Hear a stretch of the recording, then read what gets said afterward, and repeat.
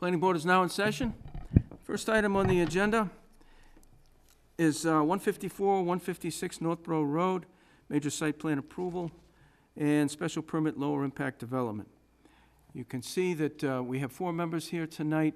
Our 5th member, we're still awaiting and haven't heard, so we're going to ask counsel, what's your pleasure, sir?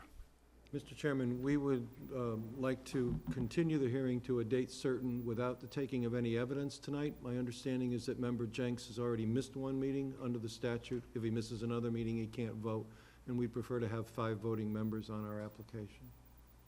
Okay, we can do that. While we've been waiting, we double-checked on our the availability of the planning board members, and our next regularly scheduled planning board meeting was for August 6th. However, we don't have everyone for that meeting, but we do for August 7th. As far as I know, we haven't asked Mr. Jenks, but the 4 members that are here are available on August 7th.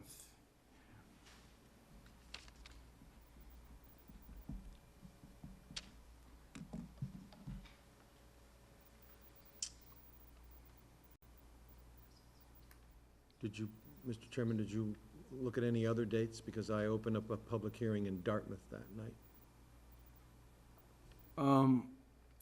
It looks like from August 11th through September 4th, we won't have a night where all 5 will be here. This is very consistent with the way this board has operated over the years. We find that most of the board members take their vacations in August. Yep. And so we, at times, I mean, a long time ago, we used to meet once a month in the summer, and not that long ago, we met almost every week during the summer, depending on what was before us and the availability of the members. So this board has a long history of, having a quorum, but it's your choice for the 5th member. So if you want to continue to the 7th without the knowledge of whether or not Mr. Jenks can be here, and if he can't, then at least 3 members would show up that night, and then if it was your desire, we would, or all 4 would show up, and we'd proceed with 4, or a quorum would then take your request for a continuation to another date, which it looks like it would be sometime after September 4th. Without, yes. You can take a minute if you'd like.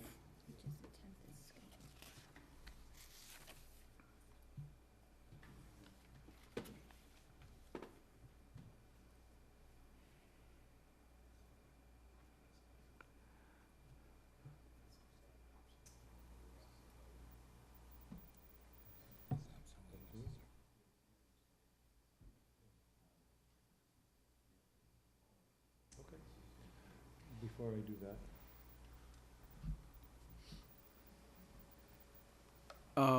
Before I give up. No, we just got some news here.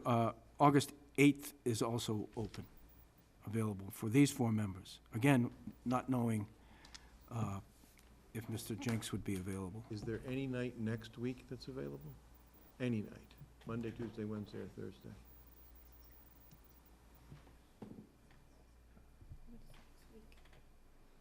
I have to get my calendar.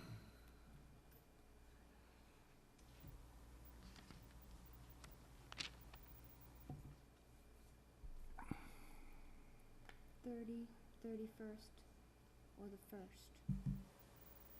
Is that you saying next week? Or the 2nd?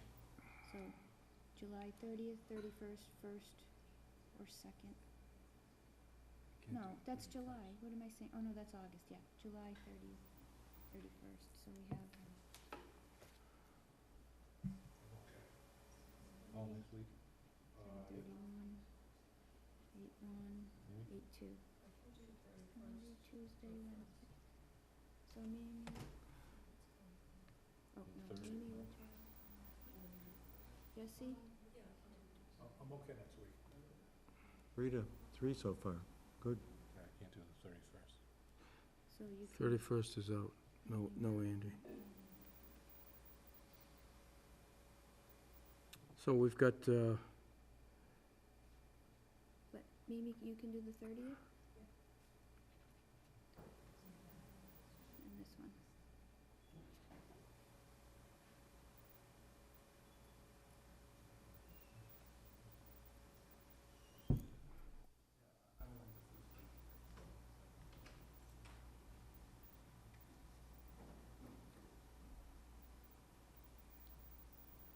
so it looks like the 30th? Double check on everything? The 30th, July 30th? The four of us. Perfect. July 30th. And then if so, If he's not here, we'll go forward. But our druthers would be to have him here. sure. So, that would be at 7 o'clock, Karina? Yes, and 7:05. And 7:05.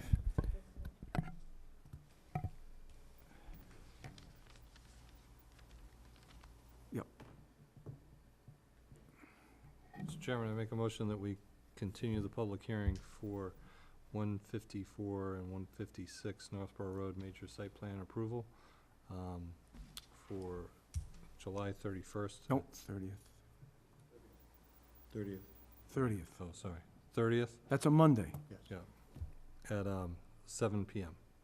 Second. And 7:05. We're gonna do that the first one. separately. Okay. Motion's been made and seconded. Any discussion? All in favor? Okay, that one's continued. Mr. Mills.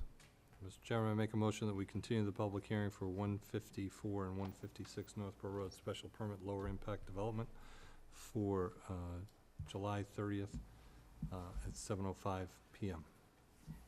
Second. Motion's been made and seconded. Any discussion? All in favor? All right, we'll see you on Monday, the 30th, a week from today. Thank you so much for your flexibility. And thank you for yours. Good luck in Dartmouth. You bet.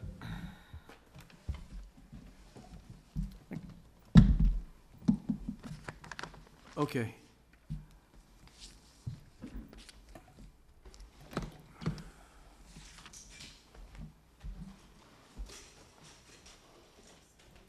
Next item on the agenda is preliminary subdivision, 25 Park Street, preliminary subdivision. Is there anyone here for that?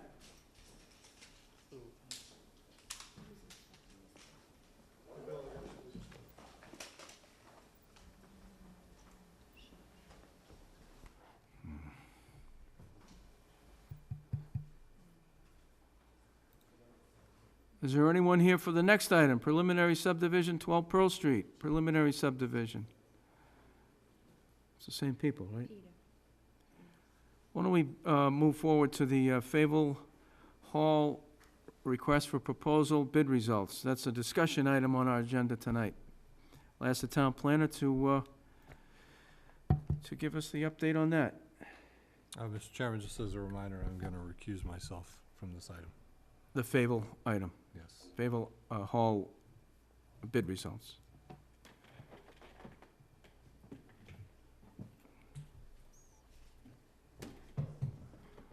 We know that the selectmen, Mimi, you were at the meeting, saw you on TV.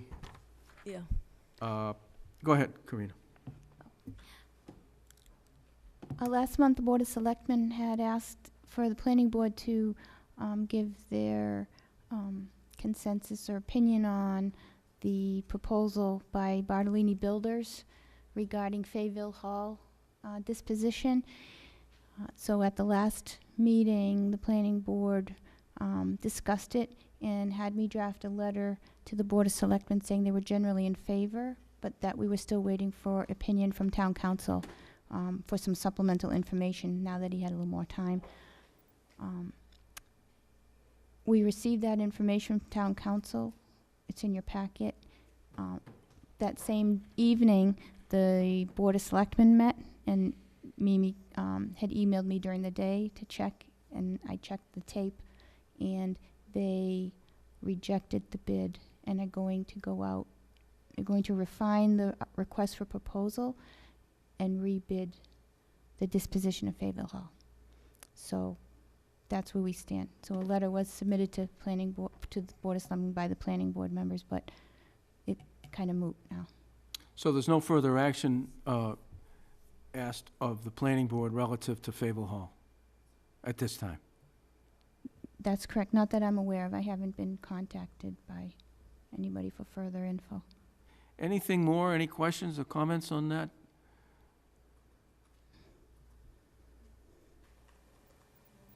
Oh, Mrs. Littrell. I just wanted to add a little to that. The reason that they rejected the bid was because the bid required that they close in 120 days, and it appeared there was no likelihood that that was going to happen. Seeing that we would have to modify the subdivision if they were going to swap units, and that's a hearing, and there was no way with the calendar that could happen. But in fairness to the bid process, I guess nobody anticipated that the Fayetteville Hall bid would be connected to some other approved subdivision. That's the part that pretty much kicked it out. Yeah. Okay. Any more questions or comments on that one? Sam, would you be kind enough to go out and get Andrew? You're closest.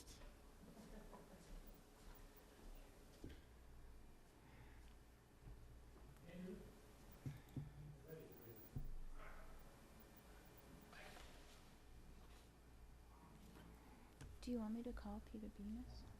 Yeah. To let him know? Okay.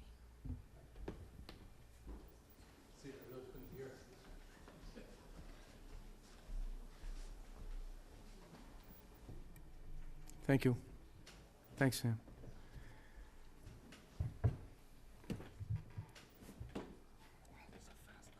So the next item on the agenda is a housing program rules and regulations. So I asked this to be on the agenda because the town planner and I have been discussing the workload, especially related to the work items from the housing program. And Mr. Stein has done a lot of work over the past year on housing and is now considered, and I'm sure the rest of the board will agree with this, to be the planning board's expert on public housing. So, and from his comments and guidance, it would appear that the town planner the planning department does own some components of the housing program.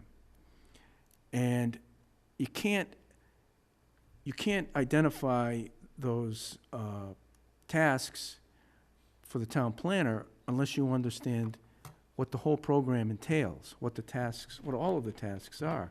And then, once you understand all of the different pieces, then it's up to the town to decide who is best qualified to take on each and every task. So that's the direction that we're heading in. And so at some point, I hope before September, I'd like to see the housing program,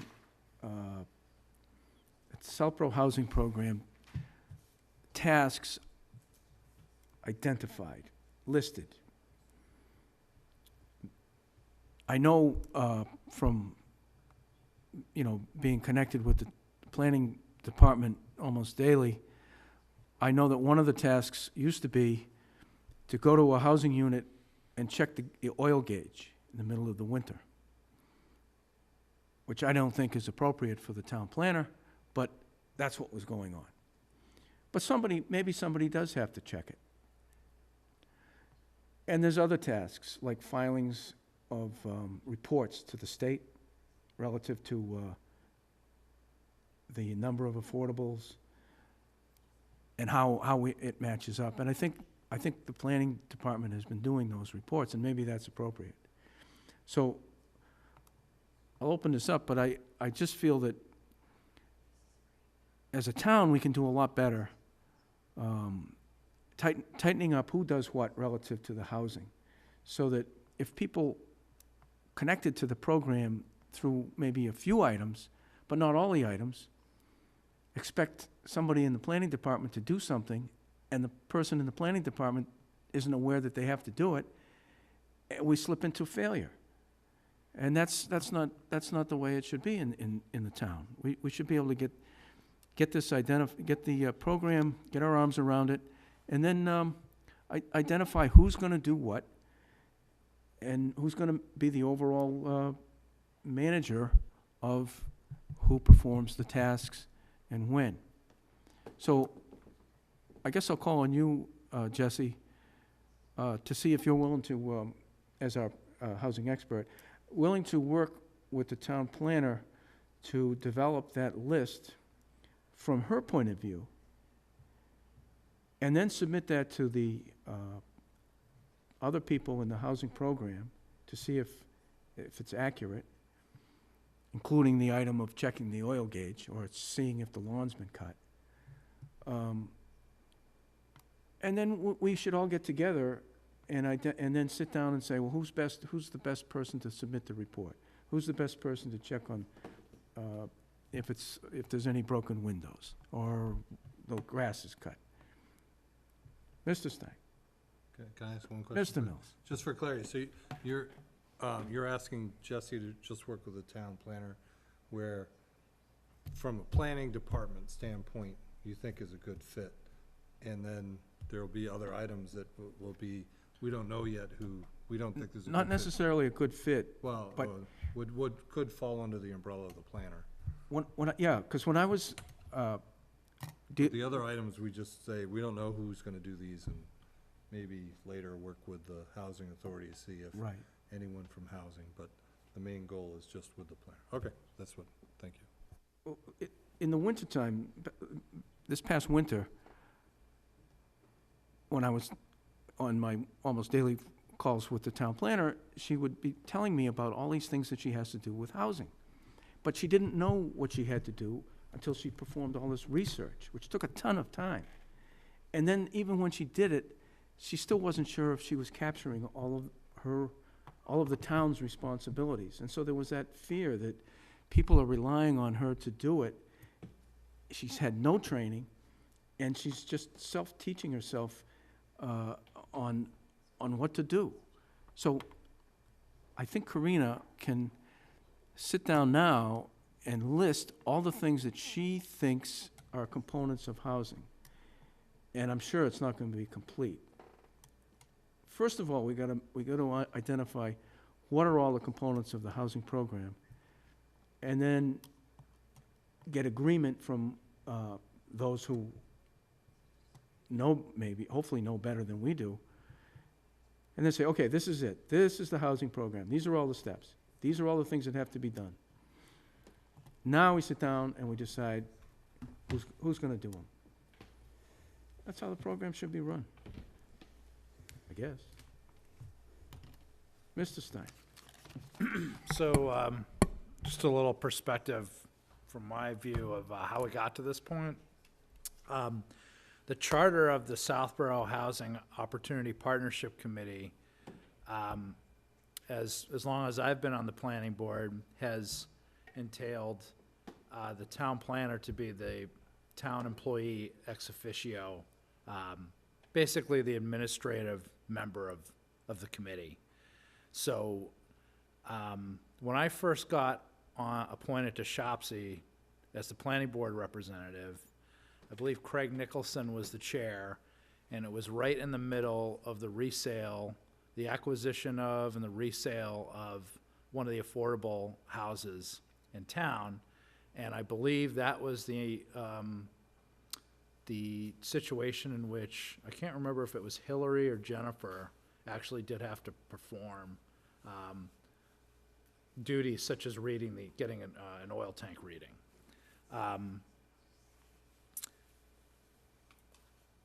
since then, Shopsy, for reasons involving members moving on to other boards in town, which is a good thing, Craig became the chair of or a member of the ZBA, and Mr. Schifrin's now a selectman. We were without a quorum and without a volunteer for at least a year, and we did not meet. And fortunately, we've recently had a volunteer step up, Michelle Horan, so we now have a quorum in Shopsy, and I'm pleased to say that the newest member of the Southborough Housing Authority, Mr. Frisch, intends also to become the Housing Authority Board member representative. So we're now going to have a quorum and a little bit more energy in Shopsy, and I think this is an opportune time for us to address these questions. Bonnie Faniff is a member. She's the selectman representative on Shopsy. She has a lot of experience in terms of housing in Southborough and what's happened in the past, and I think she might be able to provide some insights along with the rest of the committee on making the definitions you're talking about tonight. So what I would like to do is take these questions and schedule, we had actually discussed setting up a Shopsy meeting for August. So I will work with the town planner to get that scheduled and start the framework of addressing some of the questions you're raising tonight, Mr. Chairman. Excellent. I know your schedule is jammed. The town planner is, finishing up with the last fiscal year and diving into this fiscal year stuff. And our business manager, Pam, is new and still learning and picking up more and more work, but it's possible that, it's great that we're gonna get this done, but I wanna make sure that it's done without impacting the town planner's workload any further than it has to. Yeah, I'm sensitive to that, and I appreciate that situation. I just further comment that I've been a planning board member for 4 years now. Not very long, relatively speaking, in the grand scheme of things. So I appreciate receiving the moniker of the board expert on housing. However, the means by which I came to the conclusion that it is normal and typical for the town planner to hold the responsibility of housing is really simply through discussions with people at the state level who, just on an informal basis, and actually Miss Judy Barrett at the last meeting spoke to that. We had a mass housing partnership meeting at the Community Preservation Commission. Thank you, Freddie, for setting that up. And that representative, whose name escapes me right now, but it was a state, thank you, Shelley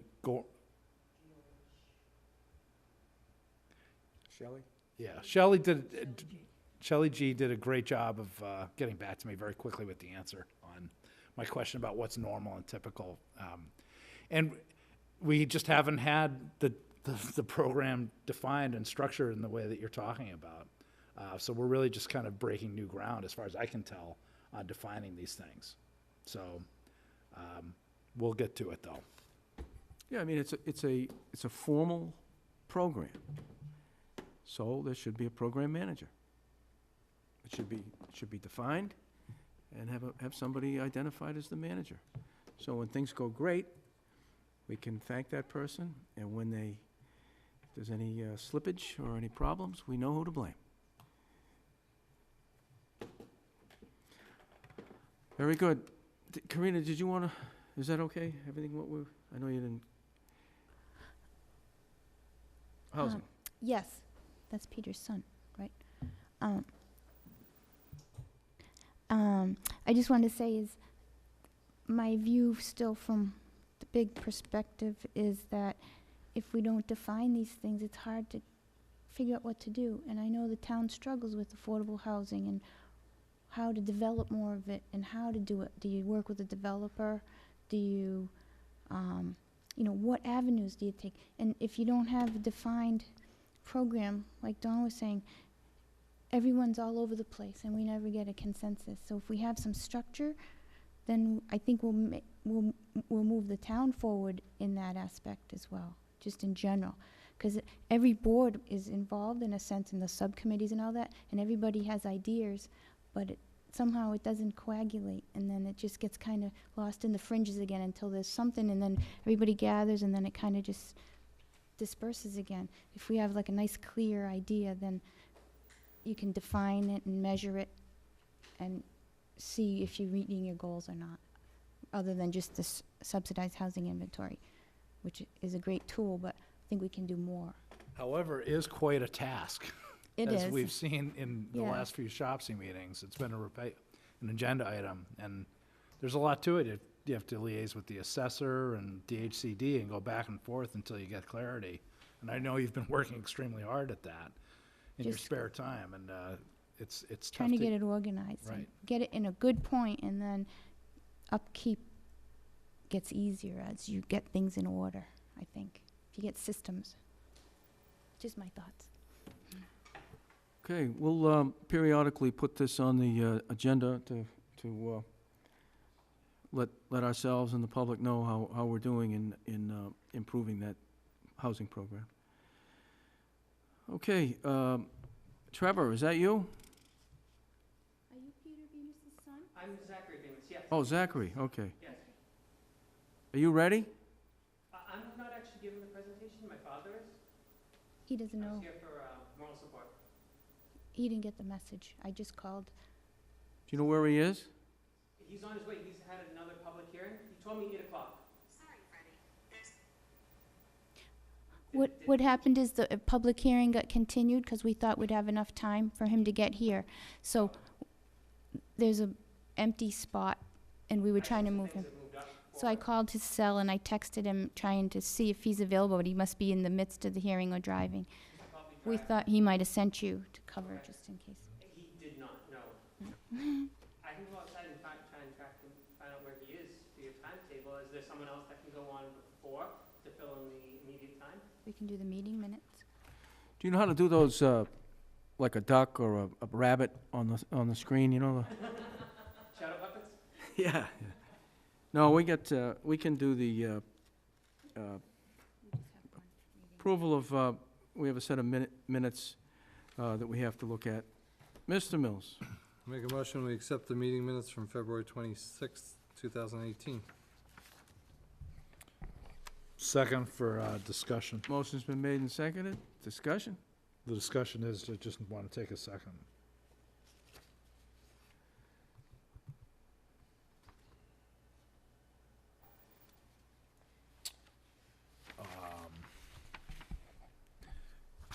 Karina, on line 109, my first name is misspelled. Got it. I'll fix that.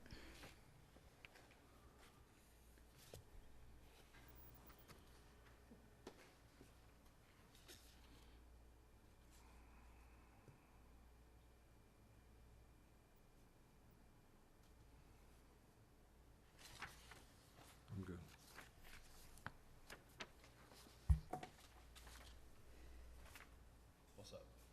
Any other questions or comments? All in favor? 4-0. Why don't we take a, It's a planner's report? do we have planners report? We have, the next item on the agenda is the planners report. Karina? Okay, let me just write this down. 7/23/18, 4-0 approved. Okay.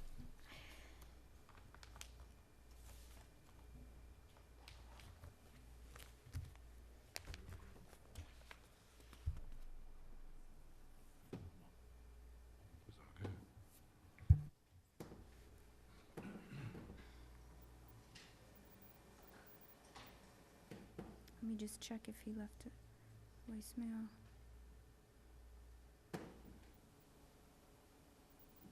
No, not yet. Okay, for the planner's report, I have 6 items. The first one is I wanted to point out that at the last planning board meeting on June 4th, during discussions of the open space inspections program that we're working on, Don had mentioned with Freddie that we would have a joint meeting, and we're tentatively scheduling that for September 24th, when people are back in town, so that they have a quorum and we have enough people here as well to listen. So, we have you penciled in on that date for a joint meeting. I penciled it in myself. Okay. No, it'll just be a discussion item on that meeting, depending on the public hearings. So, we'll see what else comes in. If there's formal applications, we'll take those first. This is regarding the 5G antennas. I received I was copied on an email from Heidi Davis on July 14th with more information about these 5G antennas, and Mark Purple was also copied. So I reached out to Mark Purple to ask him what he thought about it and what he thinks the process should be, working with the planning board, the town, Board of Selectmen. How do we go about addressing Heidi Davis's concerns? And I emailed you a list of line items that Mark Purple and I discussed, and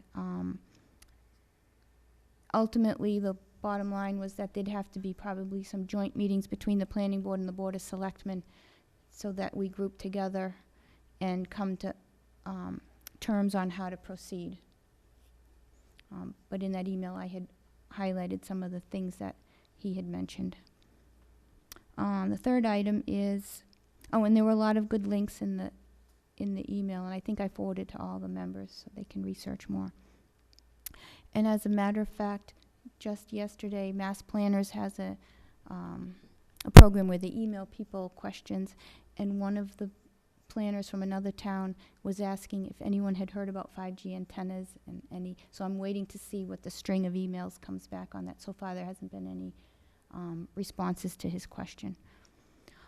Third item, Beth Rosenblum, our conservation agent, is officially retired. She is now working under contract for now until a new candidate is hired. They were close to having one, but I believe the person withdrew.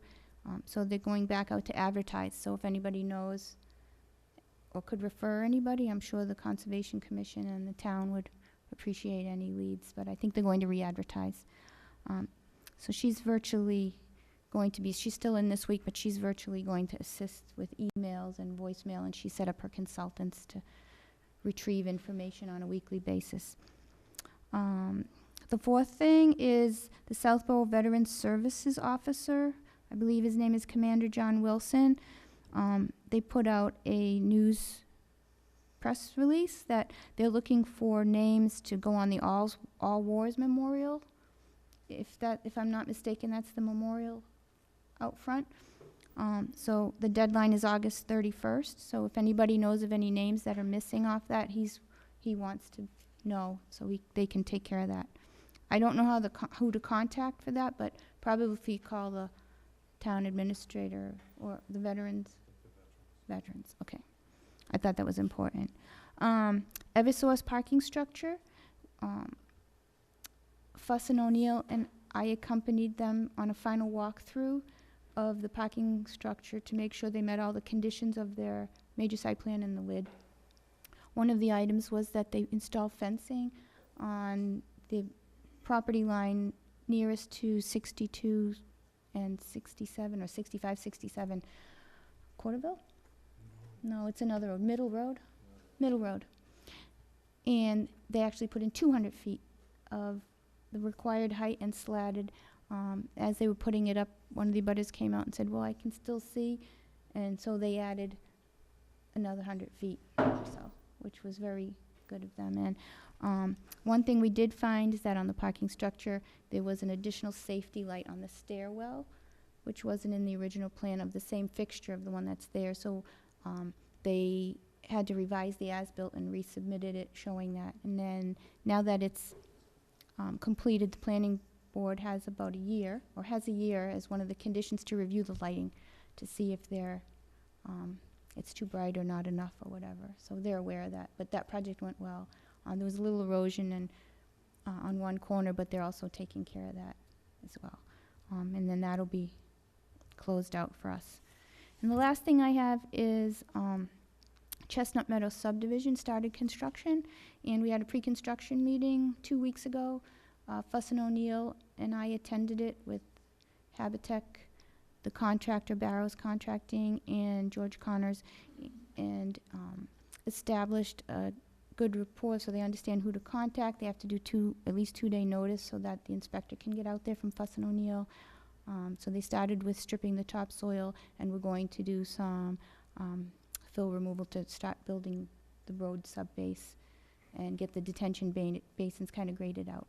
So that's coming along, and they closed the portion from the subdivision to Northborough Road on July 18th, just the other day. So if you're going that way, just realize that. Yeah, how long that's gonna be closed for? I did see it was closed, but it didn't look like they were done anything, so I didn't know why it was closed. Did you go way down the end?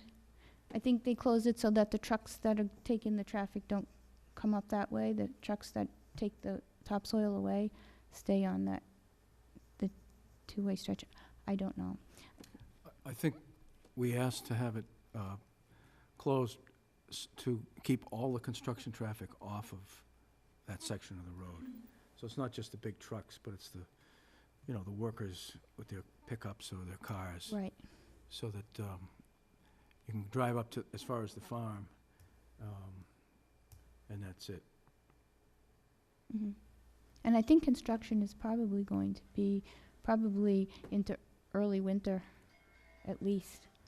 So they did submit a construction schedule. I just don't have it in my memory. So. Do you know when they're going to start work on the road, the widening? I believe right now they're getting their notice of intent through conservation. So that's in the works still. So I've been to the Conservation Commission hearings, and they've said that they need to cut down trees, and my understanding is that's a scenic road, and if they cut down trees, there needs to be a hearing before the planning board with the tree warden. Yeah, I still have to figure that out. I started looking into what requirements are when I first started. I think that if it has to do with road widening, it does have to come before the board. So. But there's the water line. The whole reason that they're doing it is, they're gonna bring the water line down that street.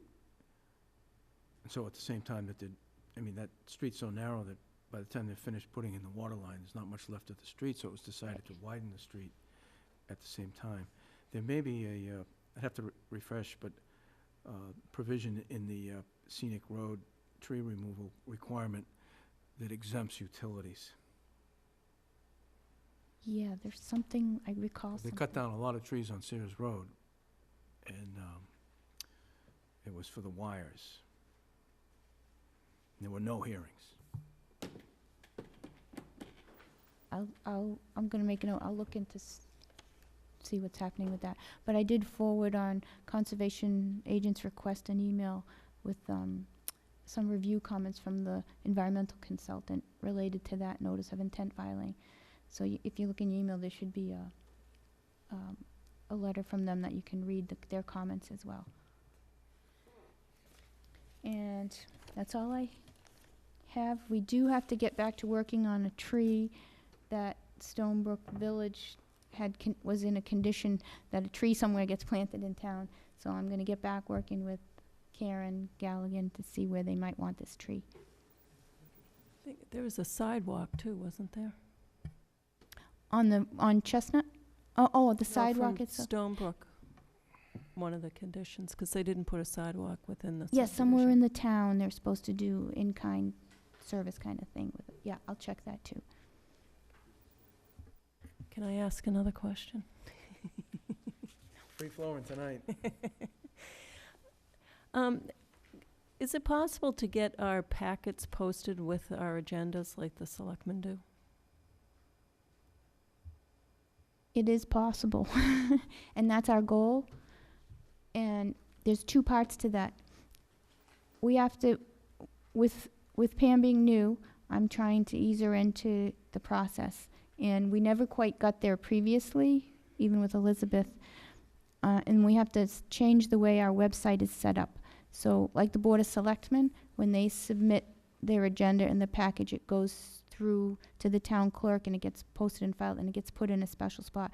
Right now, in planning, we've been just putting it under news and announcements, kind of open, free approach. So on our list of to-do is to get that into that mode so it's similar to the Board of Selectmen. So we're working on it. And both Pam and I are just getting more versed in updating the website and all that too, and I'm teaching her some of those things, so Okay, it's in thank the you. works.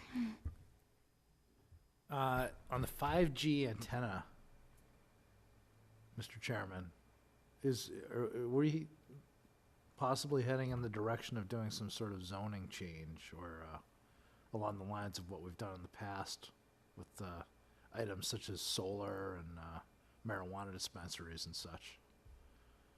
Curious what the planning department's thought is on the direction on that matter. Well, when I spoke with Mark Purple, and again, this is kind of just not verbatim, my understanding is that once we find out what other communities may have done, that there are choices whether it's a guidance or a restrictive bylaw. So you can come in and if the town is of the favor of absolutely against it, then you'd have a much more restrictive bylaw. But as always, there's always two sides to that coin. And as you recall, Tim Litt had spoken to the fact that he felt like, well, technology kind of has to move forward, and so these people think it's a health issue, these people think it's not, and that there's more benefit to it. So in speaking with Mark, he explained, it may end up being restrictive, but he viewed it that it could possibly start out more of a guidance so that at least the town had some control over where stuff happens as opposed to like a prohibiting, because I'm not sure you can do that if it's a public utility.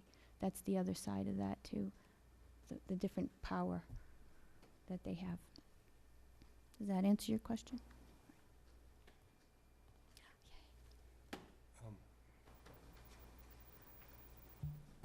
Another question for the golf course. Have you heard anything about any changes to the sign? I know we talked about that one time. They were looking into it or something. It has not come up again.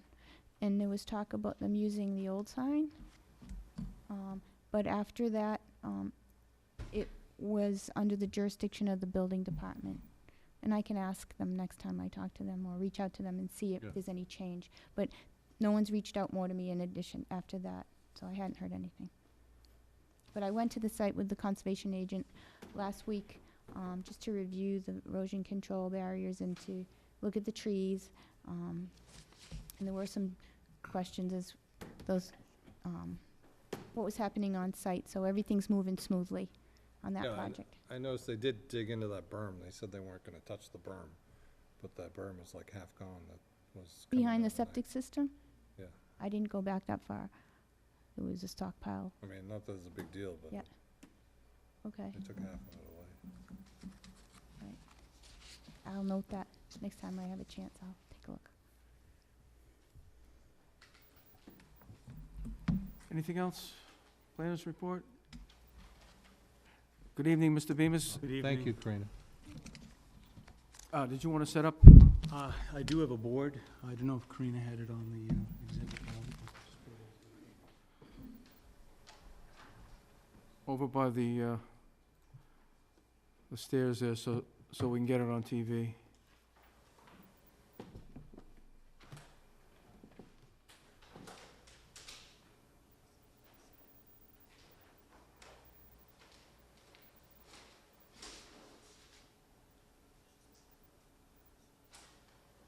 So, the next item on the agenda is, this one is Park Street, Mr. Bemis? Yes, it is.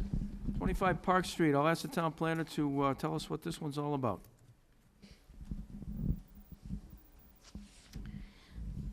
In early July, Peter Bemis submitted an application for preliminary site plan approval, which was filed with the town clerk July 6th. We distributed the plans to the town departments and to Fuss and O'Neill for engineering consultant review.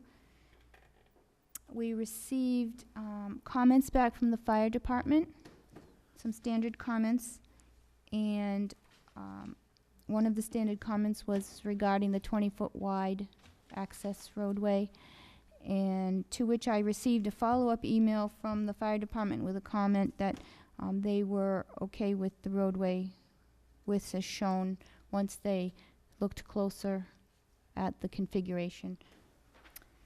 We also received review comments from Fuss and O'Neill regarding the plans that were on the screen. Hold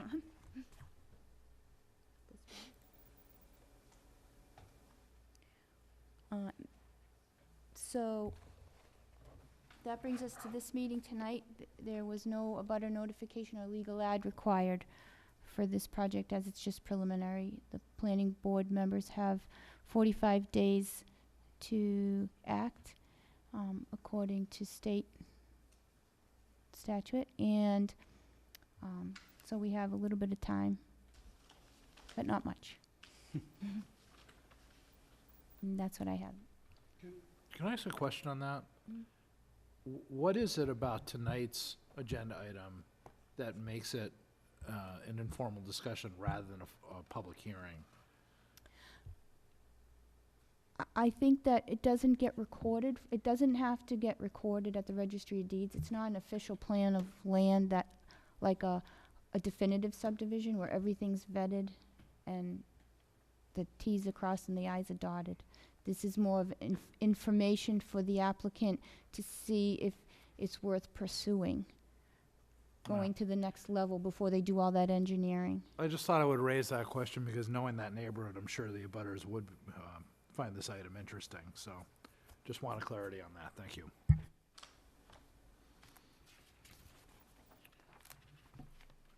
Mr. Bemis, good evening. Good evening. Thank you for accommodating me.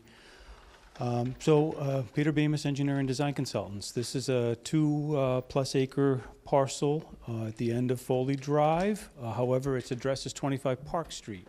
This is land that's of the estate of Calvin Morrow, And I have 2 Morrow sisters here in the audience, but they don't want to speak, so I'll do all the talking. So I've been working with the Morrow family now for almost a year. And we've looked at different ways of analyzing this site, because it's quite interesting in that the planning process when Foley Drive was created had no connection whatsoever to 25 Park Street. And 25 Park, actually, getting its address is coming in literally from Park. And there's this long private driveway, if you will, that goes through the New York Central Rail Line property and then comes in and snakes its way back out to Foley Drive. So for those of you that have been there, you would have traveled along that pathway and can come back out at Park over by Ted's Towing's facility. And there's an existing old barn out here in this position, and then there's the existing homestead that was the Morrow's homestead. And that proposal that we have for you tonight is to preserve the Morrow homestead. We would raise the barn. Unfortunately, it's just not in a position that it can be saved. And if you look at where its setbacks are, it would be right on that boundary of the New York Central Rail Line. So it would require all sorts of waivers and relief. But what we create is 2 additional building lots. So that's all that this proposal does, is we keep the existing house, create 2 new building lots by the extension of a right-of-way off of Foley Drive. And in order for that right-of-way to fit here, mathematically, we are asking for its width to be reduced down to 35 feet. And that affords me a front yard setback to the existing Morrow homestead, and then our 2 parcels. The math on the parcels, so for your lot shape requirement, I know there was a comment from Fuss and O'Neill, but I can assure you that we've done this mathematically in CAD so that the ball can pass through the front lot segments and through to the back lot line. And we'll provide Fuss and O'Neill with that geometry should you allow us to advance this project to definitive subdivision. The driveway that currently feeds this existing homestead comes in from this position here and then exits from this position here. There is a garage, but that garage would be raised. The new home here for Lot 2 would cross over a 3, so there would definitely be an easement for that. It could come back and around here. We were just trying to minimize the amount of impervious area with the project. And then this driveway would be right on for the Lot 3. There is a small pool back here, so there's some wetlands.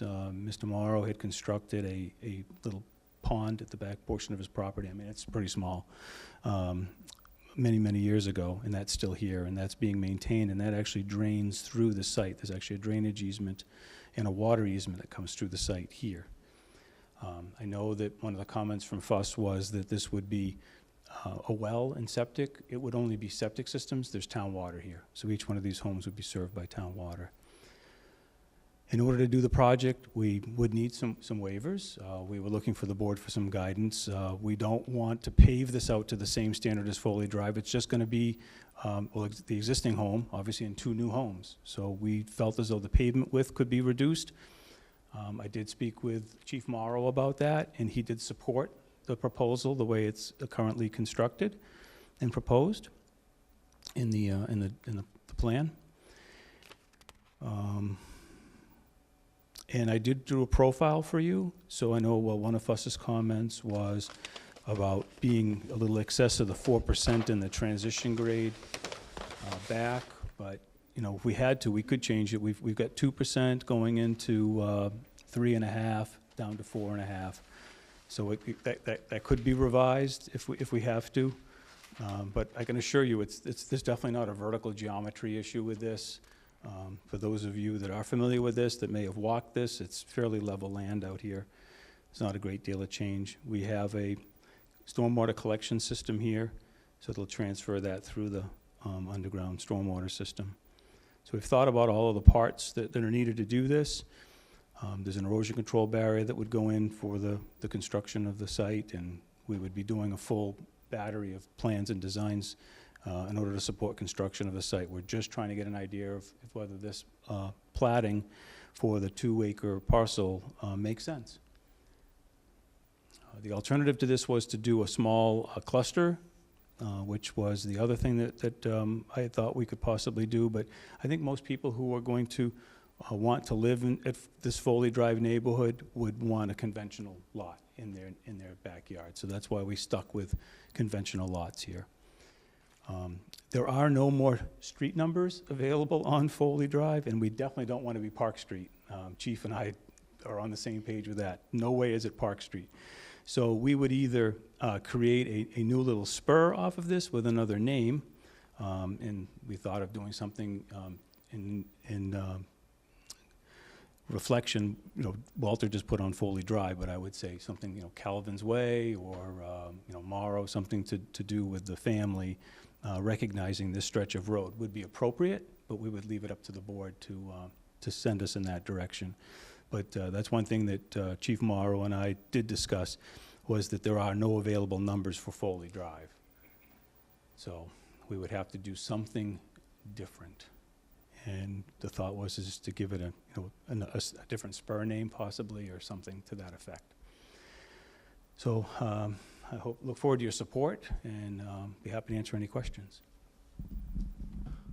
Thank you. I'll open it up to the board. Mr. Mills? Thank you for the presentation.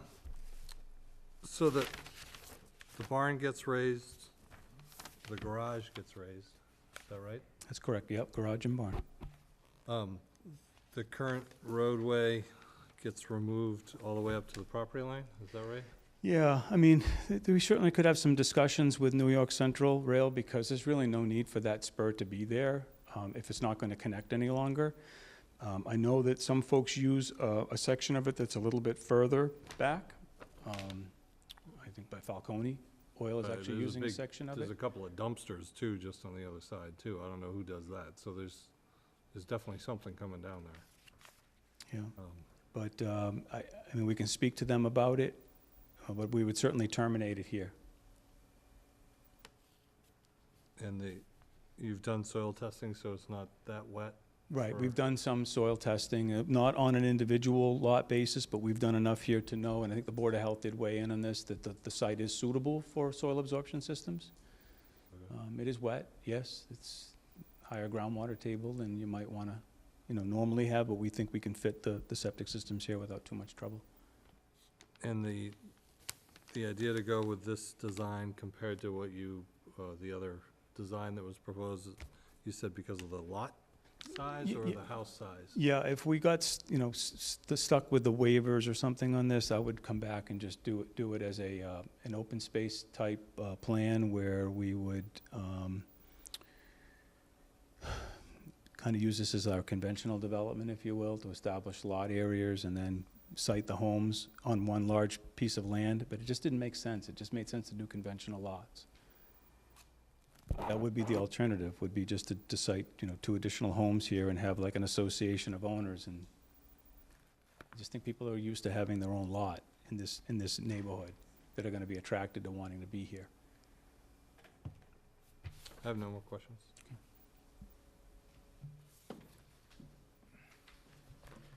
Mr. Stein? So I know a lot of people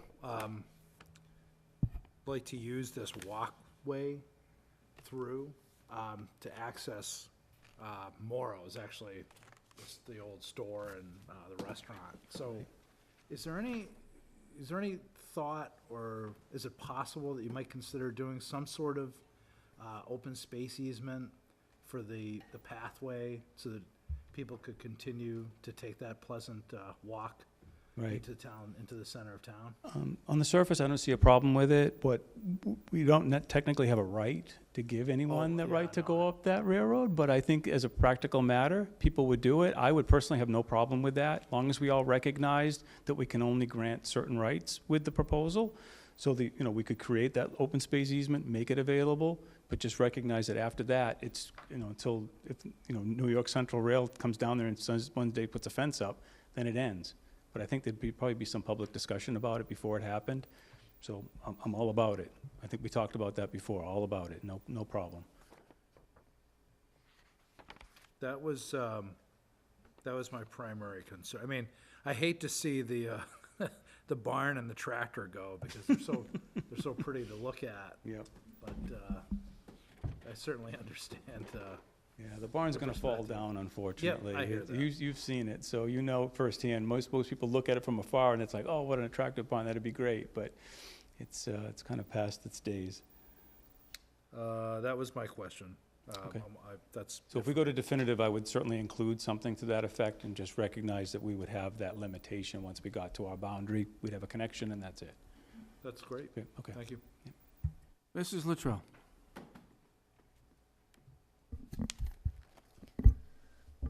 So you need a waiver on the width of the right-of-way. I need a lot of The waivers. width of the road. Lot 2 doesn't meet the minimum rear setback. No, it does. This is the setback requirement right here. What's on the, so what's the setback?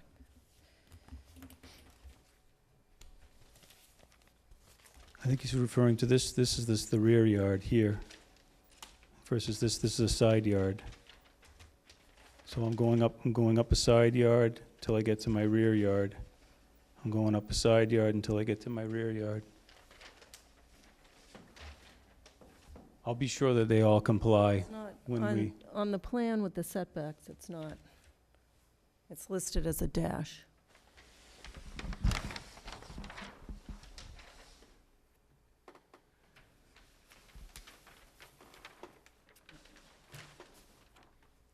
Oh, I'm not sure why Walter listed it that way, but we'll comply. I'll assure you we will comply. This plan is really just illustration on the lots, to trying to give you an idea of what we're going to do with those house placements. Yeah, well, I read them. No, you should, and it does say 20 feet. I don't know why he didn't label it there. It's labeled right here. It says 20.9 feet. He just didn't label it on that. He left a dash there for some reason.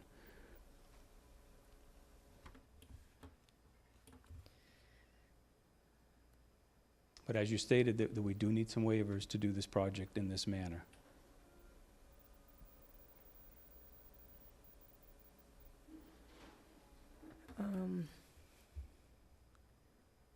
So are there any large trees on this? There will, again, at definitive, we'll locate the ones that need to be located that would be affected by the proposal. Within the limits of the roadway, really not. It's pretty much open land through that section. But at preliminary subdivision, we're not going to do that. We definitely would do it for definitive, though.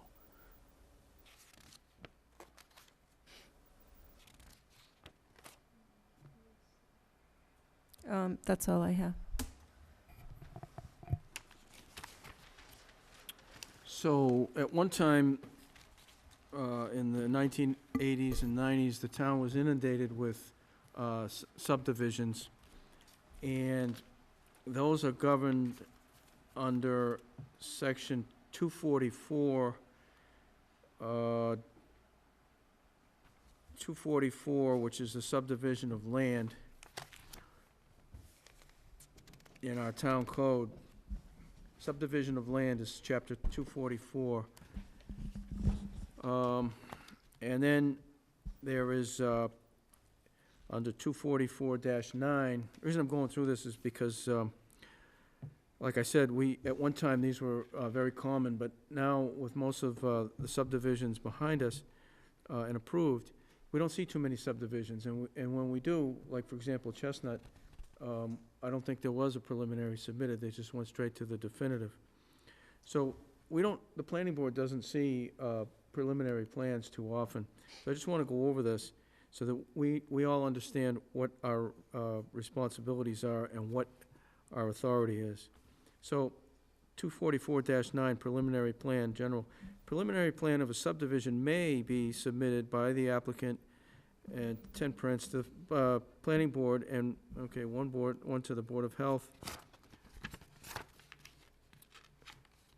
The submission of such a preliminary plan will enable the subdivider, the planning board, the Board of Health, the Water Department, the Highway Department, the Police Department, the Fire Department, the planning board's engineer, and other town agencies and owners of property abutting the subdivision to discuss and clarify the details of such subdivision before a definitive plan is prepared. Therefore, it is strongly recommended that a preliminary plan be filed in each case. It talks about submitting it to the town clerk, which you did. And then there's section B is the contents, and there's quite a list of items that the preliminary plan should contain. And then C is the board action on a preliminary plan. The planning board may disapprove the preliminary plan and state the specific reasons therefore. And I can tell you that in the time that I've been on the board, we have disapproved preliminary plans. We've also approved them. Far more than we've disapproved. But we have disapproved preliminary plans.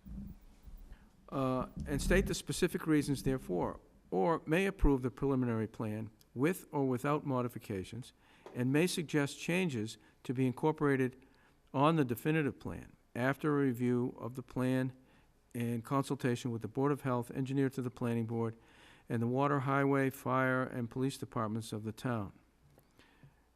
The approval of the preliminary plan does not constitute approval of the subdivision and does not entitle the plan to be recorded, but facilitates the preparation of a definitive plan meeting the board's requirements.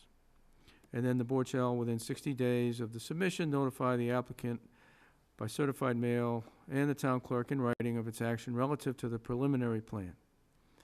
And then the next section is the definitive plan. So,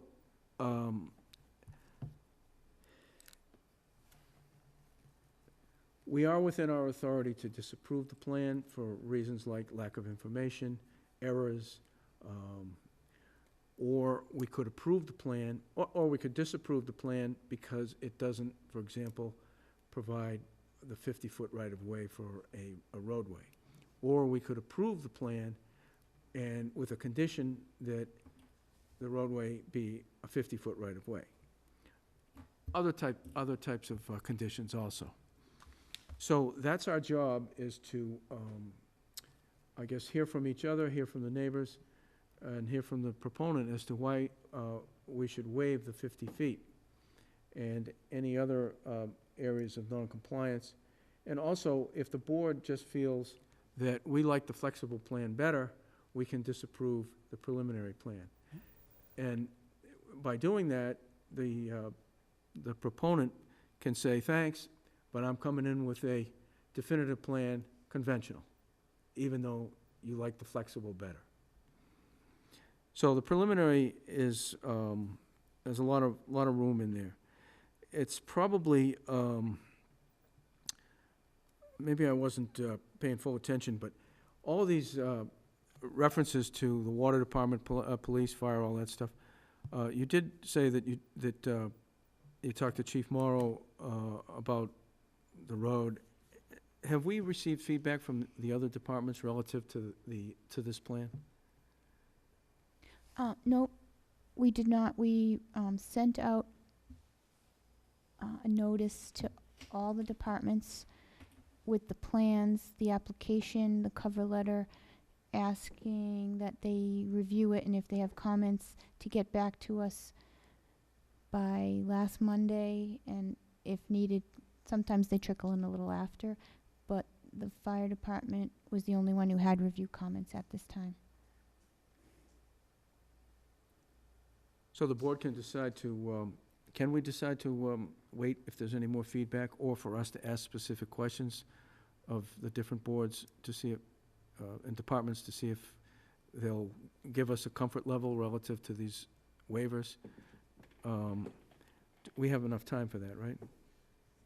I think so. I think that you can say it's almost like a continuation, given a chance to. Well, it's just 60 days. When's the 60 days up? It does say 60 days in our town bylaw, but the state law says 45, so I used the more conservative one just in case. The Can I just, 45 days is up. Let me just say, the 45 days is up on August 20th. On August 20th. And we're meeting again on the 7th? We're meeting on the, what did we decide? We're meeting on the July 30th. Oh, 30th, yeah. July 30th.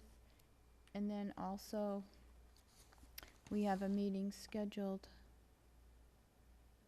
August 6th, August 20th. 6th probably might not happen. So August 20th, that day is the last day for action, Okay, according to the 45 days. okay. I can tell you that, believe the planning board did approve a public, what became a public road, must be at least 20 years ago, that had 30-something feet. It did not have the 50 feet.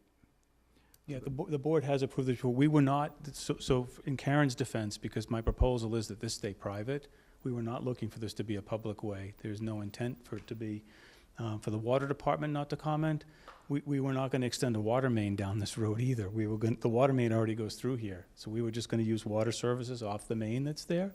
The Morrow home also is already serviced by that, so I'm not changing really anything, Dawn. So in defense of those department heads that didn't comment, I really wasn't looking for them to comment, because it's gonna stay private. It would stay private in perpetuity. We do not see this being a public way. That's why I'm not constructing it to your public way standard.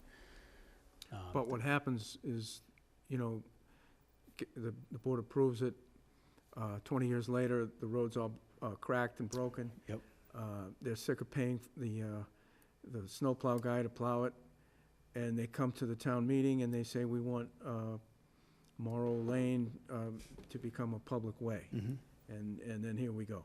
But it's again, I would execute a covenant with the board. It would be recorded with that plan. It would say right on that plan, this is a private way in perpetuity, never to be made public. I mean, that's how I would see it structured, because it's not meeting your minimum standard. So I wouldn't stand before you and ask you to try to even think about being public if it doesn't meet your minimum standard. So that's how we presented it. That's how I expect it approved if we go forward. It's not the first time that we've heard that, though. Okay, not from me. So I'm airing this from my experience to the rest of the board members to try to give myself and the board members, I guess, some previous history on something similar to this.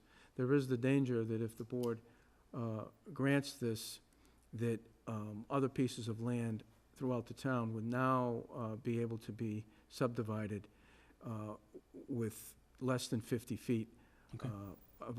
for a public way. And so once you do it for one, you're gonna do it for, you may have to do it for others. Right. I realize that we do these on a case-by-case basis, but there is that Right. risk. I've tried to present this in a manner that shows you that this is a very unique property.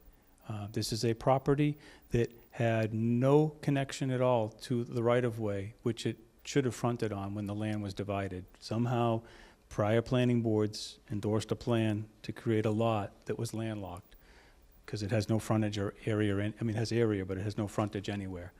When Brian sold his home located at 2 Foley Drive, he carved off a piece of land so that his dad's home would have some connection to Foley Drive, and that was a land transfer that the planning board endorsed to create that connection, and that's the connection that we're using to gain access to the property.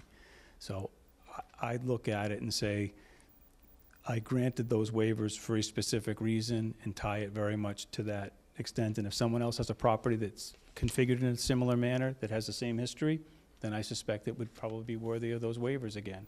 And if not, I can't imagine someone walking in here and saying, I want a 35-foot right-of-way because you gave it to me at the end of Foley Drive. I cannot imagine that one. I can. But I would just say, there's the door.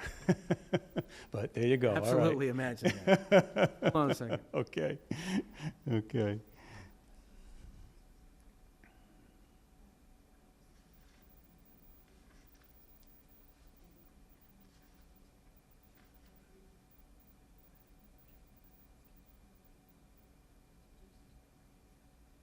Once you do that, yeah, go ahead. Peter, I wasn't sure that you addressed the comment from Fuss and O'Neill about the radius of the cul-de-sac, the turnaround. Because they found There is no turnaround. So again, when I spoke with Chief Morrow, I basically had indicated to him, you can bring your E1 fire apparatus down to this site. You can back in and you can drive back out again. This is not a paved won't be cul-de-sac. physically built. Not to be physically, right. We're just showing the right-of-way limits so that I can create the frontages Oh, yeah, I see. for the lots. On the plan. Right. So, are you saying that it meets the fire department's comment on being able to do the turning radiuses for the Ashto Bus 45? Like you can Correct. show, you That's- can that's- prove it? I You could prove, tested I it. can show him It did it through for those our auto turn program. We can show him that that's what it can do. So you would still have to ask for a waiver of the cul-de-sac Wh- radius We're asking for a waiver of right-of-way width, we're asking for a waiver of pavement width and the turnaround? and turnaround. Yes, there are a number of Those are the waivers in things. order for Okay. this project to go forward as it's drafted. Okay, just checking. And we would be a private way. That's probably the most important one, is that I would maintain to you that in perpetuity, this will be a private way. Right, but the board has a responsibility to make sure that even if it's a private way, that it's safe. I'm not diminishing the safety part of it by saying it's a private way. I'm talking about the maintenance component Well, of it. we rely on the fire and the police to tell us, advise us if they think it's safe. Okay. So I'll open that up back to the board. If the board wants to, if the board wants to go back over these items and take action tonight, if the board feels it needs more time to look at this, we do have that more time. We're meeting again next Monday, right? We can move this to Monday? Yes. Why don't I open it up, go ahead. Since Phil's not here, will the Mullins rule apply, since this isn't a public hearing? We could still have, I mean, I know he's gonna wanna comment, Right. right? It's just a Yeah, discussion. I would want him to participate. I think he can look at this information and still comment on it. So, personally, I mean, not that I have issues with it, I want just Phil here to be able to comment on it. I do So too, sure. I'd be inclined to say if we can, make the decision at our next meeting when Phil's there, be more comfortable with that, just out of respect for Phil. Sure. We're fine with continuing it to your next meeting. Peter, one thing that I come across in my professional life is all too often, the private roads and private ways don't have a formalized maintenance agreement. And that's something that I've never understood that, because it's so logical and it makes things so much easier if there is a formalized Right. private road maintenance. I've done a number of private ways, and everyone that I've been involved in, we've done one. It goes to record with the plan. So I don't know how people would function without one, honestly. Yeah. So I agree with Of you. course, I do a lot of loans in Cambridge, so it's. I was it's just going open to say, record. Yeah. they probably forgot to think about that part, and they just convey it out. But typically, it goes with the plan of land, along with the covenant decision of the board. I mean, to me, this is a formal process. It follows the formal paperwork. It all gets to record, and there's a paper trail. Is that something you might be able to submit to us for the next meeting? just Sure. In terms of, I want your support. I can give you that maintenance document, absolutely. We've done them before. It's I don't want to say boilerplate, because we make it fit the project, but we could do that.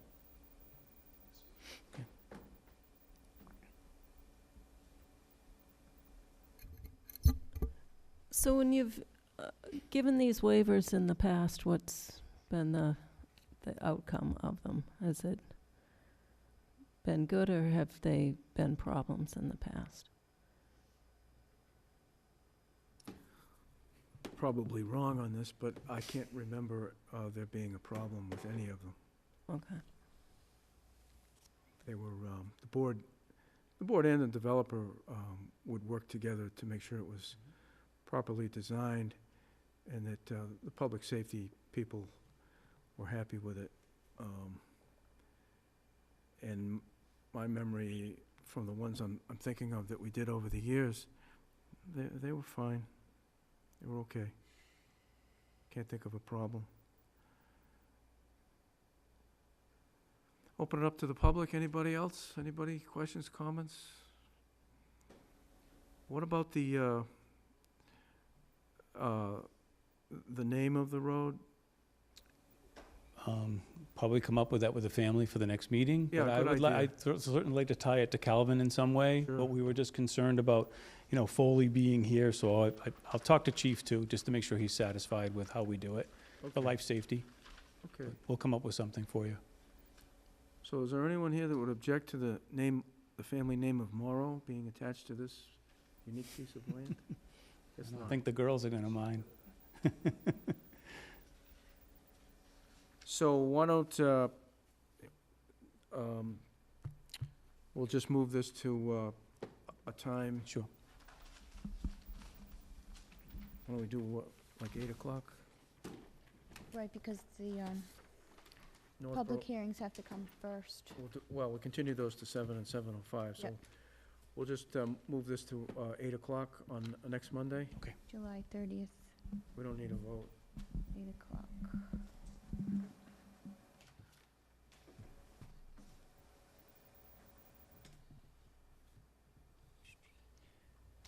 Okay.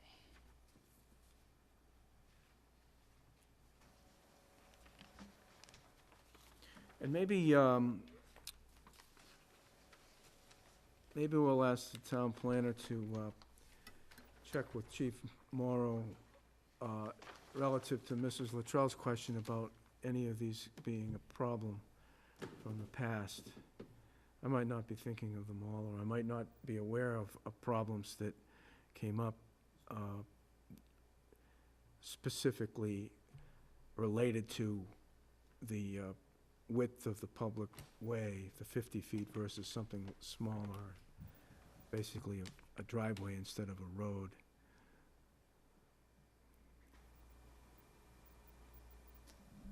I mean, the issue really is how much traffic is it going to support? And that's why we went to 18 feet with this. Is, you know, there's 3 homes here, 2 of which are gonna be at the end, and we wanted this wide enough for the fire apparatus to get through, so that's why it looks the way it does.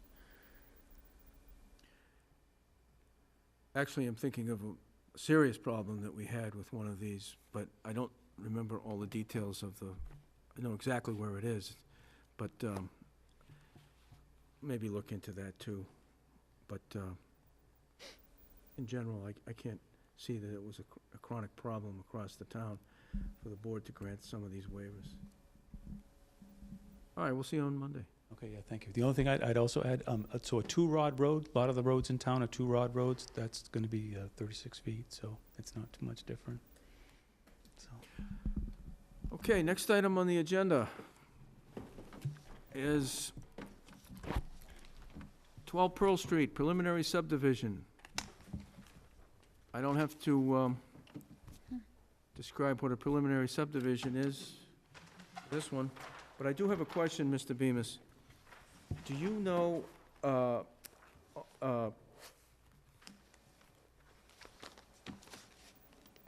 my brother lives on Pearl Street, and oh, I didn't know that, but that's okay. he's around the corner. Down here, Don? Yeah. Okay. Is that more than 300 feet? I don't know, but I certainly want you to sit on this, so if that's what you're asking me, I have no objection to your brother Actually- living on Pearl Street. Actually, I think that lower left 2 structures is his. It's not up to me, okay. See the lower left? Right here? But there's, Keep moving your, no, the 2 buildings there. right here. Come That's- down. I think that's his house. Okay, well, I Is that got my- 300 feet? grab my scale. You can, I put the GIS on can you see it on that? Yeah, he's at, Number 5, Don? yeah. Number 5. You got it right there, the corner. You got the corner of the lot, No, I Peter. know that, I just want to confirm.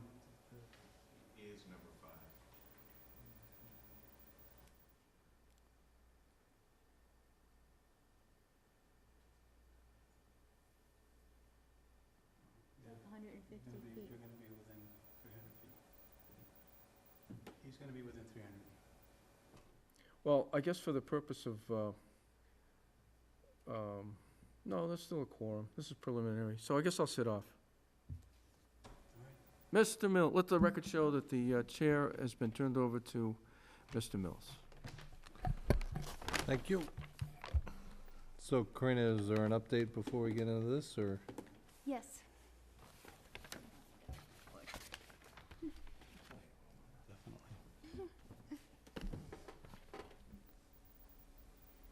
Okay, let me just go back to the right plan. Okay, we received application from Peter Bemis early July for a preliminary subdivision. We filed it with the town clerk shortly after. Plans and information were distributed to the town departments as well as Fuss and O'Neill reviewing consultant. We received feedback, review comments from the fire department, similar to the previous discussion, as well as a follow-up email from the fire department.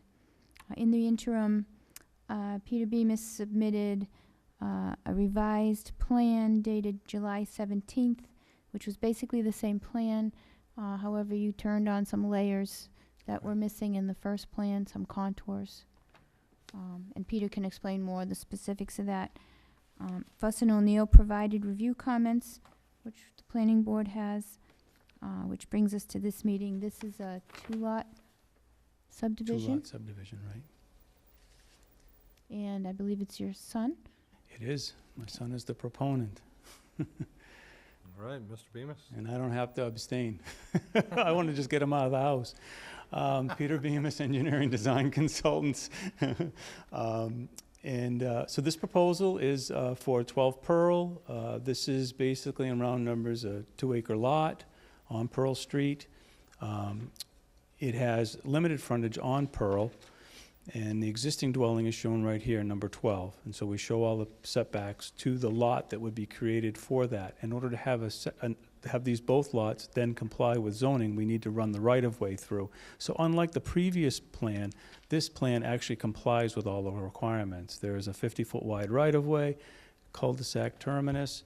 We just don't want to build a public way to a standard that the town's going to maintain for 350 feet for one house, one additional house, if you will, one already being here, so one additional home. So we are asking to, again, waive all those requirements, put in a private way that will then allow access for both of these homes. We're basically following the existing pathway of the driveway. And in this case, we're going to pave a driveway down to 14 feet. Again, I reviewed that with Chief Morrow. And again, his concern was, again, can my fire apparatus get in here? And when it does, can it get back out? And that's what we have here, is this turning point here allows his E1 fire apparatus to be able to come in here, back in, or come in here and back in and turn out. That's where that hammerhead comes in. The second sheet of the set shows the topography that's here, and then we're showing our plan and profile. So when you first got the first plan, you saw that plan and profile on the sheet. What you didn't have was the contours through this section of the road, and you saw the filter strip that was proposed there. So for stormwater management, the new structure will infiltrate all of the stormwater off the roof area. The soil testing has already been completed on this lot. Back when Mr. McIntyre did his development, they had done additional soil testing on the lot, so the lot is already proved out that it can support a soil absorption system. We don't have town water on Pearl Street, so there's wells here. And again, the filter strip goes along the driveway here. One of Fuss and O'Neill's comments was that we were exceeding 4%. It's 4.7. I mean, we could do 4% if I had to. It's 9% and 5% for the road. We're just trying to follow the contour of the land. There's an existing driveway here today, so we're pretty much just following that driveway pattern. Currently, it's a gravel way, and we would anticipate paving it for the two homes. That's the one thing I told Chief Morrow, is that instead of having a gravel road here that he has today to get here, he would have a paved way. Fairly straightforward. There's an awful lot of frontage on Pearl Street, but it's tied up by 14, the way they created the lots here. So that's why we create the subdivision. And what we'd like to do is we would prefer not to have to use a 50-foot wide right-of-way for a two-lot subdivision. So we're showing you on paper that we can do 50. We'd like to bring it down to 40. I'd also eliminate the cul-de-sac. You know, we can do all of this and meet all the geometry and meet all the lot shape requirements that the town has. I just wanted to do this with you showing it conventionally, but then I'd like to come back and just do it very simply, so we don't have to create all of this extra right-of-way. It's really not necessary, because we're only going to have one additional home at this location, but I'll leave that up to the board. So look forward to your support for this project as well. And actually, the name on this too, we used Pearl Court. Any name, if there's a list of names that the town would prefer to have, there are, again, not any numbers available. There's 12, so one other option, in this case, we could do 12A and 12B. We've done that before for life safety, so I leave that, again, to the board's better judgment. If they would prefer to see this be a named way, we can do that, or we'll just leave it as 12 Pearl, and then 12A and 12B would be the numbers. Thank you. Thank you. I'm going to do a little different. Ms. Luttrell? Ladies first. So this is another one of those very unique situations where you're looking for waivers on the road. I am, only because I just don't think the town wants to maintain another part of Pearl Street for one house, or one additional house. It doesn't make sense to me. The fire chief didn't like 12A and 12B. So that's why I said we'd come up with a name. And then I know there's a list of historical names, so we can do it that way, or Pearl Court. We tried to keep it simple. Okay. The right-of-way goes through the wetlands? There's some wetlands here, yes. This is what was on that originally approved plan by Cornerstone for this lot, so that's where that came from. So the right-of-way does. there'd be work, we'd have to go to conservation when we pave the road. But I'm not changing the grade here or anything, so there'll be very limited amount of work. And then, but the driveway is within the 20-foot no-touch. The existing driveway's within the no-touch, yes. Yeah, That's so I wouldn't feel comfortable supporting anything that, unless it's gone to Concom and they've approved it. Well, we ultimately have to go to Concom, but, I mean, the Well, I existing... realize that, but so, as it is now, it's in violation of the town wetlands bylaw and the Wetlands Protection Act. No, time out. There's plenty of roads and ways in the community that are even our public roads in our town that are within 10 feet of the wetlands. And they're not in violation. These are pre-existing conditions. This condition pre-exists. The only modification that I'm gonna make is that it's gravel today. We'll pave it, but we're mitigating that stormwater impact with our proposal. So there are ways, I mean, even the project right down the street, the fire station, there was a wetland right there that's probably within 20 feet of the wetlands. I mean, there are a number of them. They're pre-existing conditions. Same thing But, here. well, this is a new subdivision. No. This is there's an existing house lot and there's an existing driveway. The subdivision part is the new part. Right. Yeah, okay. So, in my mind, it should meet the town rules and regulations and bylaws. Can't pick up the wetland and move it, but, okay. All right, I'll accept your comment. I can't change that part. That's all I have. Okay. Mr. Stein? Could you go back to the first page? Sure, yeah. It was bigger, wasn't it? Yep. So, currently, it says Pearl Street there, and then Yes. there's the first line right above the word Pearl. This is the edge of the right-of-way? That's the, okay, This is the paved way, right? and this is the edge of the right-of-way for Pearl. So, are you proposing a widening of the paved portion? No. So like Pearl Street today is a variable width way. So remember I was telling you about the earlier roads within the community? This way isn't 50 feet wide, that's for sure. It's definitely not 50. It varies how wide it is. So here, I'll just give you an idea of what some of these widths are. So that section's 40. That section's 40. And then once you get past here, goes down to 35. So the last one we just did was 35. This section's 35 until you get to the end. So, And the pavement width varies in that right-of-way as well. But our pavement width, the gravel drive that's there today is wider than 14 feet. so the fainter lines are the existing gravel driveway, correct? The two lines, when you're on Pearl Street heading east, and you take your left, Yeah, this is currently, you'd be taking the left into that narrow strip, correct? correct. Okay. Yeah, today the gravel driveway comes up and follows the same path as this. We're just showing where we're gonna pave its limits on this proposal. On the Okay. previous, the gravel width So- is a bit wider than that. Right, so, but then you also draw in darker lines, a true cul-de-sac. That's the right-of-way. Street. That's a 50-foot wide, this is what your traditional 50-foot wide right-of-way would look like, Right. about a half And an you're, acre you're of putting land. that on there for illustration only? or No, because- that's what you folks would be approving when I go to definitive plan for this Okay. process. So, but what I'm suggesting to you is that rather than keep it at 50, I'd like to go to 40. Because Pearl Street is 40 to 35 down here. I So mean, why is the entrance up, it's higher on the plan than Pearl Street actually is now?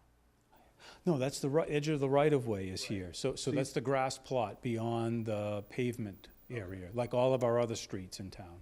Okay. So it's not, it wouldn't be widening Pearl Street No, per se? no. Nothing's gonna, frankly, the only thing that's gonna change from someone's perspective on Pearl Street is that instead of it being a gravel driveway, it's gonna be a paved driveway. That's the only change. And I'm creating some math to that so that there's frontage for both lots and their requisite area to meet zoning requirements. Okay, so in lot 2, what's there now? Just woods. Okay. So, but in your in the plan, no, right? This one? Yep. If you follow this narrow strip, it indicates that currently there is a path, keep going, up to the right. No, This here. that's what's there now. Yes, that's right. You But go lot- here, and then all this from here back will be proposed Proposed, got it. to get to the new home.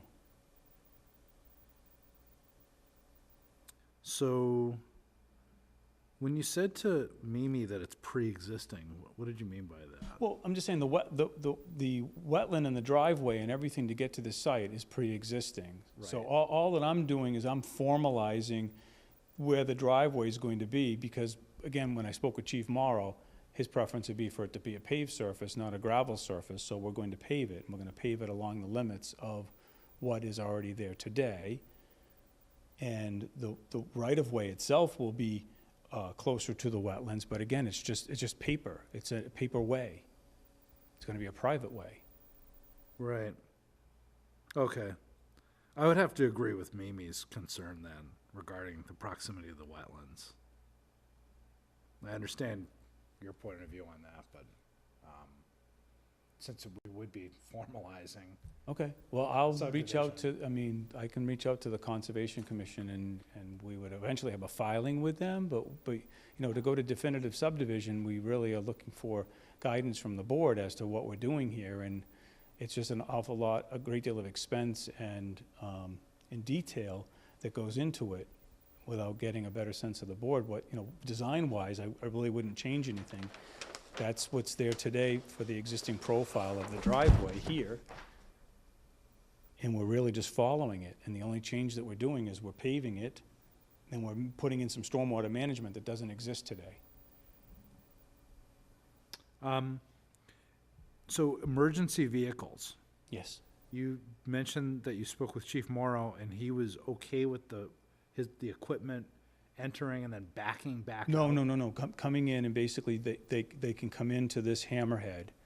So it affords them the ability to turn. They don't have to keep driving forward. They come in, they back in, just like they would do at the fire station. It's really no different, the turning movement.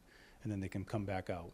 So what we always try to do is give them a hammerhead that will allow them to make their turning movements. So that's what we can do with this.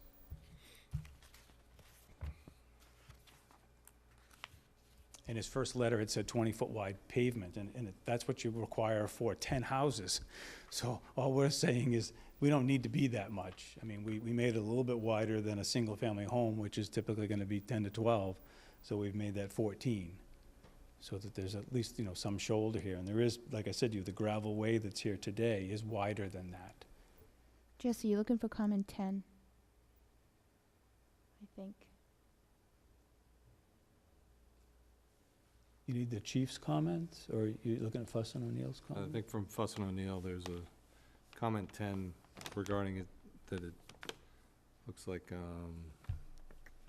the dead-end street shall have design with a circular turnaround. Oh, right, because again, if we But was, on the if map, I if guess this was it gonna be a doesn't- 10-lot subdivision, I'd be putting in, or whatever, a multiple lot subdivision, but you're up to that number of lots, we would be paving that full circle to a certain diameter. We only have one house here, so we don't wanna pave all of that area. Right, but then it says the proposed design provides a right-of-way with what appears to be approximately 50-foot radius. When scaled, however, access drive design does not allow for a 50-foot turning radius. Is that what they're, I guess the concern is that, are the trucks actually gonna be able to fit in that hammerhead? I can assure you that through here, the turning movements are available for the vehicle, but we're not trying to turn around up here. That Right, right. cul-de-sac is strictly a paper exercise for creating frontage. If I can just interrupt, I think what Fuss and O'Neill might be indicating there is that you're showing what your paved surface is going to be. If I'm reading that right, I don't think they felt that the paved surface could handle the 50-foot turn for whatever's required for the fire truck to actually back out on the paved surface. You know what I'm saying? Again, but I have auto turn, we've done that, we'll make sure that it does that. Probably have to show it, Yep, because, we can show it. is my opinion, because you can say that, but they must have checked it as well, so they saw something you didn't, or if you can Okay. show it. I think that's what they were talking about in that comment. I got the impression they were saying that we would be paving that, and we're not trying to. And then the comment goes on to be more definitive about the turning radius Okay. itself. And similar to the conversation for the previous agenda item, this is going to be a private Private. way, correct? Correct. I think that a lot of the same concerns regarding Yeah, we'll get you a maintenance agreement. Don't see, and the permanency of the status as a private way, never to be, I think Same that's type of pretty language. straightforward. right? The covenant from the board's decision and the plan would reflect that. This plan doesn't go to record, so it doesn't say it on here, but the definitive would definitely say that. No further questions. Any comments from the public?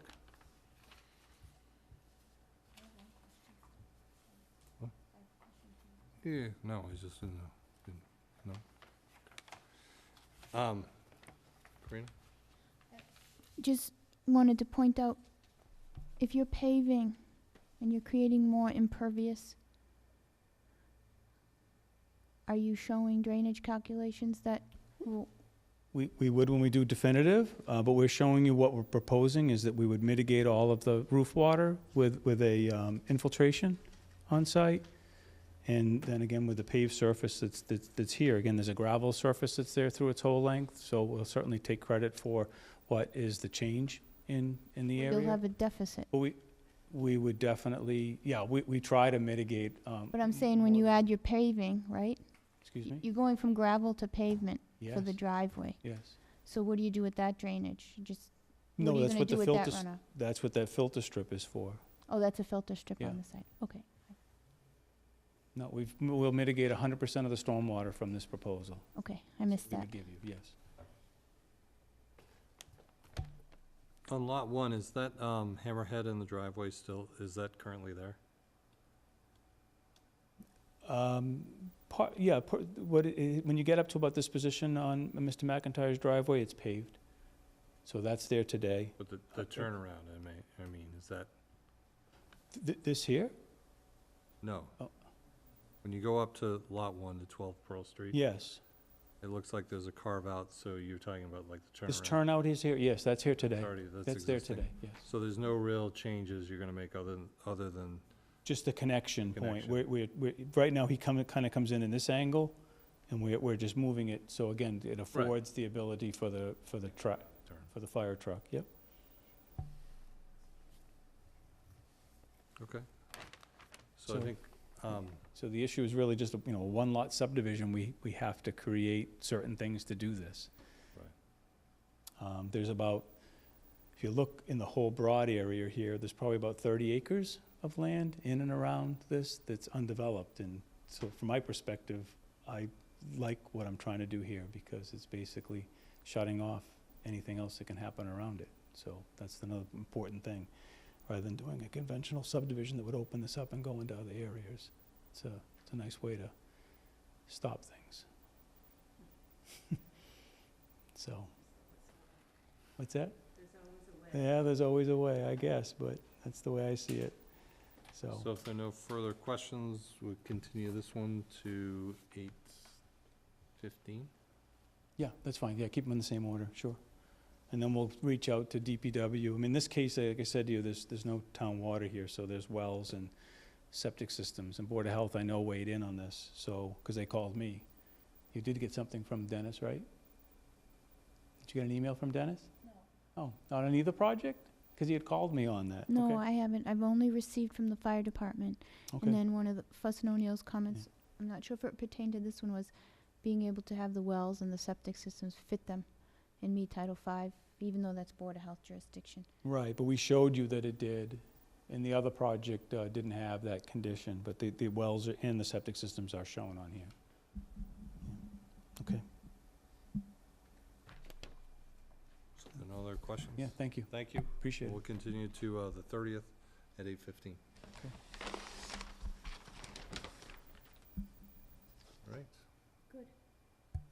Thanks for waiting for me.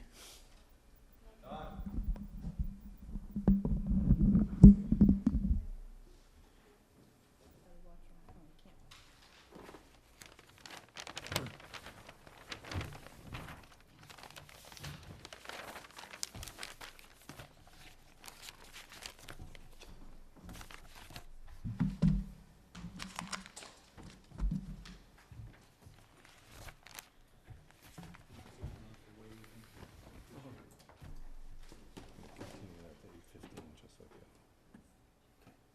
Just saying.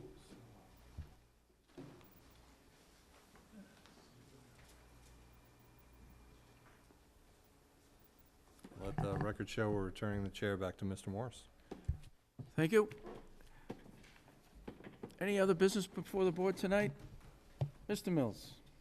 Motion to adjourn? Motion's been made and seconded. Any discussion? Hearing none, all in favor? We're adjourned.